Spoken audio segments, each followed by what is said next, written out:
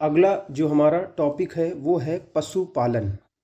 पशुपालन के सबसे पहले हम क्वेश्चन देखेंगे उसी प्रकार से, फिर इसका नोट्स देखेंगे। तो चलिए शुरू करते हैं क्वेश्चन नंबर 1 से। ज़्यादा बड़ा नहीं है, ये 14-15 क्वेश्चन है, बस खत्म हो जाएगा। पहला नंबर है स्टॉक फार्मिंग क्या है। स्टॉक फार्मिंग होता है पशुओं का प्रजनन, यानी पशुओं को पैदा करना फिर उनको बेच देना, पैदा करना बेच देना, यानी पैदा करने से संबंधित होता है स्टॉक फार्मिंग। स्टॉक फार्मिंग का संबंध पशुओं के प्रजनन से है। दूसरा नंबर क्वेश्चन कह रहा है प्रति 100 हेक्टेयर सकल कृषि क्षेत्र में मवेशियों की संख्या का घनत्व सबसे अधिक कहाँ है, तो बिहार में। यानी जैसे जन घनत्व होता है वैसे कृषि घनत्व में मवेशियों की संख्या होती है। तो सबसे ज़्यादा मवेशी घनत्व के मामले में कृषि जितना क्षेत्र है उस मामले में बिहार में। वैसे तो उत्तर प्रदेश में सबसे ज़्यादा पशु हैं। तो देखिए बिहार में कितना घनत्व है, 183 प्रति वर्ग किलोमीटर के क्षेत्र में है।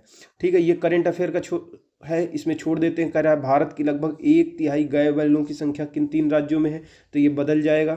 फिर अगला भी उत्तर उसी तरीके से है। फिर भारत में सर्वाधिक दुग्ध देने वाली बकरी की नस्ल कौन सी है, तो बकरी की जो सबसे ज़्यादा दूध देने वाली नस्ल है उसका नाम है जमुनापारी।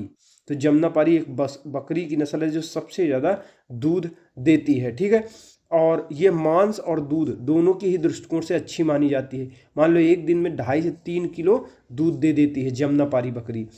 छठवां नंबर क्वेश्चन है थार परकर प्रजाति कहाँ पाई जाती है, तो थार परकर प्रजाति राजस्थान के सीमावर्ती क्षेत्र में पाई जाती है। थार परकर प्रजाति राजस्थान के पश्चिमी सीमावर्ती जिले, जैसे ये राजस्थान का अगर मान लो तो पश्चिमी सीमावर्ती जो जिले हैं जैसे जैसलमेर, बाड़मेर, जोधपुर, इनके पश्चिमी भागों में पाई जाती है। इसके अतिरिक्त यह गुजरात के कच्छ क्षेत्र में भी पाई जाती है थार परकर प्रजाति। ठीक है, अगला जो हमारा क्वेश्चन है वो 7वां नंबर क्वेश्चन है, बीपीएससी में पूछा गया था कि निम्नलिखित में से कौन सी मवेशी नस्ल राजस्थान की नहीं है, तो हल्लीकर राजस्थान की नहीं है, बाकी थार परकर राजस्थान की है, राठी है, मेवाती है। हल्लीकर कर्नाटक की मवेशी नस्ल है, थार परकर, राठी, मेवाती ये सब राजस्थान की मवेशी नस्ल है। मेवाती नस्ल मेवात क्षेत्र से संबंधित है। क्यों मेवाती कहते हैं राजस्थान में, क्योंकि मेवात पहले बड़ा था, उसका छोटा छोटा करके अलग अलग राज्यों में बट गया है। पहले मेवात क्षेत्र में दक्षिणी दिल्ली आता था, राजस्थान का अलवर और भरतपुर आता था, उत्तर प्रदेश का मथुरा और हरियाणा आता था, इसीलिए कहते हैं मेवाती। ठीक है, तो मेवाती क्षेत्र से संबंधित है। हल्लीकर कर्नाटक का मवेशी नस्ल है, थार परकर, राठी, मेवाती ये राजस्थान की मवेशियों की नस्ल है। अगला जो हमारा पॉइंट है वो कह रहा है गाय की जो नस्ल सबसे अधिक दूध देती है वो कौन सी है, तो साहीवाल गाय की एक प्रजाति है जो सबसे ज़्यादा दूध देती है। ये कहाँ पे पाई जाती है, साहीवाल गाय की सबसे अधिक दूध देने वाली प्रजाति पाकिस्तान के सिंध प्रांत में पाई जाती है। विश्व में दुग्ध के उत्पादन में भारत का स्थान कौन सा है, तो ये बदलता रहता है। ठीक है, अगला जो हमारा क्वेश्चन है ये भी करंट अफेयर से संबंधित है। 11वां नंबर क्वेश्चन है, कह रहा है ऑपरेशन फ्लड का संबंध किस से है, तो फ्लड माने होता है ऑपरेशन फ्लड, ये दूध के उत्पादन से संबंधित है। इसी तरह 12वां नंबर भारत की श्वेत क्रांति का जनक किसे कहा जाता है, तो डॉक्टर वर्गीज कुरियन को भारत में श्वेत क्रांति का जनक कहा जाता है। श्वेत क्रांति का संबंध दुग्ध उत्पादन से है, श्वेत क्रांति का संबंध दुग्ध उत्पादन से है। फिर अगला क्वेश्चन, श्वेत क्रांति का संबंध पीजे कुरियन से है, नहीं वर्गीज कुरियन से, सॉरी वर्गीज कुरियन से, पीजी कुरियन से नहीं है। फिर 15 नंबर हमारा आगे आ जाओ क्वेश्चन जो है अगला जो हमारा करंट अफेयर से संबंधित है, इसको छोड़ देते हैं। फिर है निम्नलिखित में से कौन सा सही सुमेलित नहीं है। ठीक है, 16 नंबर क्वेश्चन, तो ये देखिए पशु दिया है और उसकी नस्ल दिया हुआ है, तो भेड़ की गिर प्रजाति नहीं है, बाकी गाय की एक प्रजाति होती है देवनी, बकरी की प्रजाति बरबरी, भैंस की प्रजाति है भदावरी। भा मतलब भैंस, भा मतलब भदावरी, बा मतलब बकरी, बा मतलब बरबरी। ठीक है, गाय की प्रजाति देवनी है, देव रूप माना जाता है गाय को। ठीक है, तो गाय की प्रजाति देवनी हो गई क्योंकि भगवान माना जाता है, गाय को देवी माना जाता है, माता माना जाता है। बकरी बरबरी, भैंस भदावरी।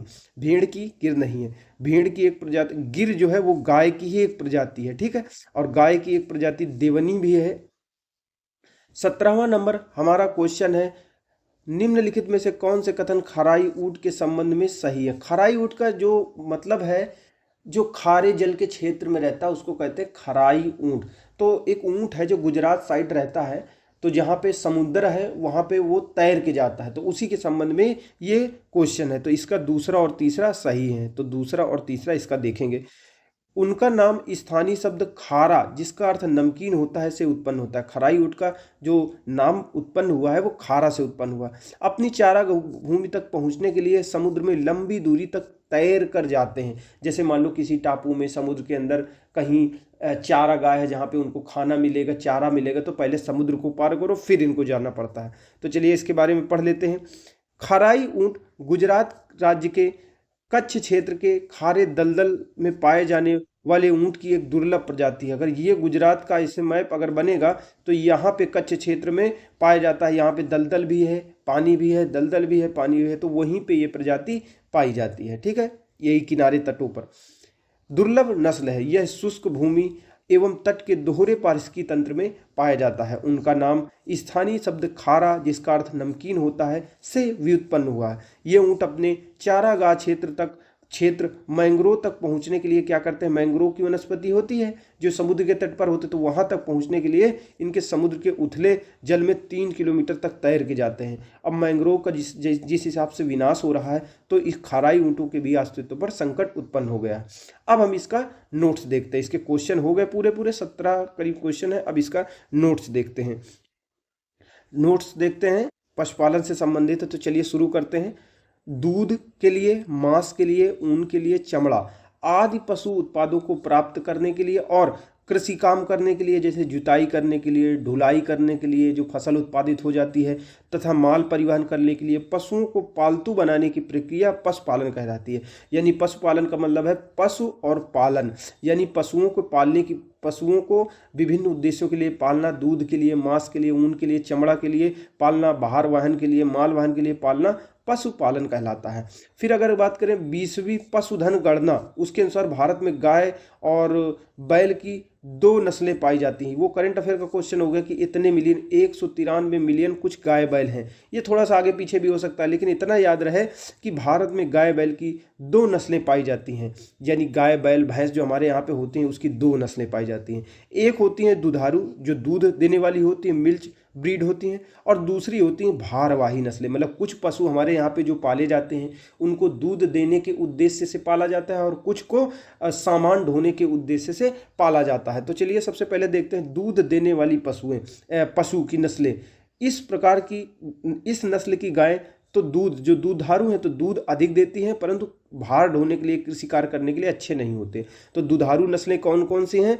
गिर, साहिवाल, सिंधी, देवनी, थारपरकर, ये सभी दुधारू नस्लें हैं। भारवाही नस्लों में कौन सी? नागौरी, मालवी, हल्लीकर कर्नाटक साइड पाया जाता है, कांगयाम, किल्लारी, पुमवार, सीरी, ये सभी होती हैं।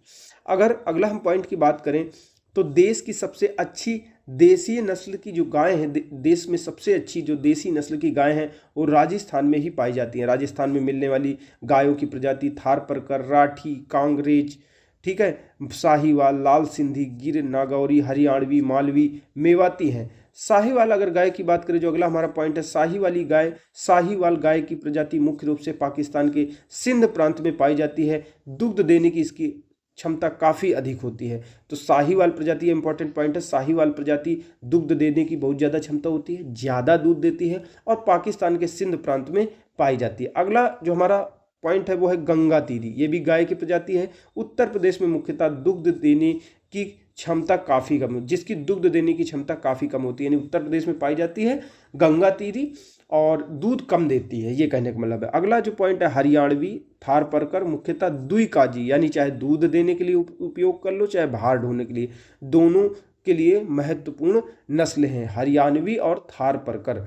अगला जो हमारा पॉइंट है वो भारत में सर्वाधिक भैंस उत्तर प्रदेश में पाई जाती है, यानी भारत में सबसे ज़्यादा, भारत में भैंसों की कई नस्लें पाई जाती हैं, जैसे मुर्रा, भदावरी, जाफराबादी, सूत्री, महसाना, नागपुरी, नीली, पंढरपुरी, ये सभी होती हैं भैंस की नस्ल होती हैं। और सबसे ज़्यादा भैंस कहाँ? उत्तर प्रदेश में पाई जाती हैं। भैंसों की नस्ल उत्तर प्रदेश में मुर्रा भैंस की फसल, भदावरी, जाफराबादी, सूत्री, महसाना, नागपुरी, नीली, पंढरपुरी। अगला हमारा पॉइंट कह रहा है भारत में सर्वाधिक भेड़ तेलंगाना में पाई जाती हैं। देश की सबसे अच्छी नस्ल की भेड़ें कौन कौन सी हैं? कश्मीर की, कुल्लू, चंबा, कांगड़ा घाटियों में पाई जाती हैं। ठीक है, तो भारत में सबसे ज़्यादा भेड़ें कहाँ पाई जाती हैं? तो तेलंगाना में पाई जाती है। भेड़ की नस्ल की बात करें तो कश्मीर, कुल्लू, चंबा, कांगड़ा। कश्मीर हिमालय में, कश्मीर घाटी में कश्मीर, कुल्लू, चंबा, ऐसे करके। बकरी को गरीबों की गाय कहा जाता है। बकरी से दूध भी, मांस भी, बकरा का गोश्त खाए हो, वही चीज़। बकरी से दूध भी मिलता है, बकरी से मांस भी मिलता है, मतलब कई लोग खाते हैं। चमड़ा और ऊन प्राप्त किया जाता है। ठीक है। भारत में मांस का यह मुख्य स्रोत होता है। भारत में सर्वाधिक दूध देने वाली जमुनापारी नस्ल की बकरी है। ठीक, गंगातीरी जो गाय की नस्ल होती है उत्तर प्रदेश में, और दूध कम देती है। लेकिन भारत में जो दूध देने वाली बकरी की प्रजाति होती है वो जमुनापारी होती है, ज़्यादा दूध देती है। यानी जमुनापारी बकरी सर्वाधिक दूध देने वाली होती है और मांस प्राप्त करने और दूध प्राप्त करने दोनों के दृष्टिकोण से उपयुक्त होती है। एक दिन में जो जमुनापारी नस्ल की बकरी होती है, एक दिन में 2.5 से 3 किलोग्राम दूध दे देती है। अगला हमारा पॉइंट है श्वेत क्रांति के बारे में। तो भारत में श्वेत क्रांति यानी दुग्ध क्रांति की शुरुआत 1970 में ऑपरेशन फ्लड के नाम से हुई थी। श्वेत क्रांति के जनक भारत में डॉक्टर वर्गीज कुरियन है। ठीक है। श्वेत क्रांति का संबंध दुग्ध के उत्पादन से है। अगर बात करें डेटा की बात करें तो देखिए करंट अफेयर से संबंधित, तो दुग्ध उत्पादन में भारत का विश्व में कौन सा स्थान है, ये बदलता रहता है। वर्तमान 23 में तो इसका स्थान प्रथम में था, चेंज होता रहता है। भारत का विश्व में दूध उत्पादन करने में भारत का कौन सा स्थान है, यूएसए का कौन सा स्थान है, तीसरा स्थान किसका, ये सब पूछता रहता है। पहला किसका है, दूसरा किसका है, प्रति व्यक्ति दूध की उपलब्धता कितनी है, भारत में किस राज्य में सबसे ज़्यादा दूध पैदा होता है, ये सारे क्वेश्चन आते रहते हैं, करंट से संबंधित है। भारत में सबसे ज़्यादा दूध कहाँ उत्पादित होता है, तो उत्तर प्रदेश देखो उसी स्थान पर था, राजस्थान, मध्य प्रदेश में भी होता है। और अगला जो हमारा पॉइंट है वो है दुग्ध उत्पादन में वृद्धि लाने के लिए ऑपरेशन फ्लड। ठीक है। दुग्ध उत्पादन में वृद्धि लाने के लिए ऑपरेशन फ्लड का प्रारंभ किया गया था और इसके कई चरण चले थे। पहला चरण चला था 70 से 80 के बीच में। दूसरा चरण हमारा चला था 81 से 85 यानी 70 से 80। 1970-80 में 1971 में लगभग चालू हुआ था, 70 में।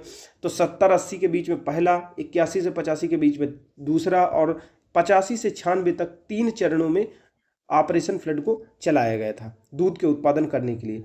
अगला जो हमारा पॉइंट है तो ये है राष्ट्रीय डेयरी विकास बोर्ड। 1965 में राष्ट्रीय पहले बोर्ड की स्थापना हुई थी, राष्ट्रीय डेयरी विकास बोर्ड की स्थापना 65 में। फिर भारतीय डेयरी निगम की स्थापना बाद में हुई थी 70 में। कहाँ हुई थी, गुजरात के आणंद में हुई थी। इसका उद्देश्य क्या था, भारतीय डेयरी विकास निगम, इसकी स्थापना 70 में हुई थी। इसका उद्देश्य था ऑपरेशन फ्लड योजना को सफल बनाना। यानी एक राष्ट्रीय डेयरी विकास बोर्ड है, इसकी स्थापना पहले हुई, पहले बोर्ड बना, फिर 70 में जाके निगम बना। आणंद गुजरात में इसकी स्थापना की गई थी। ऑपरेशन फ्लड को क्या बनाना था, सफल बनाना था। डेयरी विकास बोर्ड और भारतीय डेयरी निगम, इसके दोनों के सूत्रधार, जो बोर्ड था 65 में आया था और निगम आया था 70 में, इनके सूत्रधार कौन थे, डॉक्टर वर्गीज कुरियन थे। राष्ट्रीय डेयरी शोध संस्थान, ये अलग पॉइंट हो गया, राष्ट्रीय डेयरी शोध संस्थान, राष्ट्रीय डेयरी विकास बोर्ड, और अगला हो गया भारतीय डेयरी विकास निगम 70 में आया। फिर आया राष्ट्रीय डेयरी शोध संस्थान करनाल हरियाणा में 1989 में। इसको डीम्ड विश्वविद्यालय का दर्जा दिया गया था। देखिए डीम्ड विश्वविद्यालय का मतलब ये विश्वविद्यालय होते हैं जिनका अपना सिलेबस होता है, अपनी चीज़ें डिजाइन करते हैं, रिसर्च वगैरह करते हैं। तो राष्ट्रीय डेयरी शोध संस्थान करनाल हरियाणा में है, इसको डीम्ड विश्वविद्यालय का दर्जा मिल चुका है। भारत में सर्वाधिक पशु घनत्व कहाँ है, बिहार में है। ठीक है। और ये करंट अफेयर का डेटा है कि कहाँ पे सबसे ज़्यादा मवेशी हैं। तो इस प्रकार से हमारा ये चैप्टर खत्म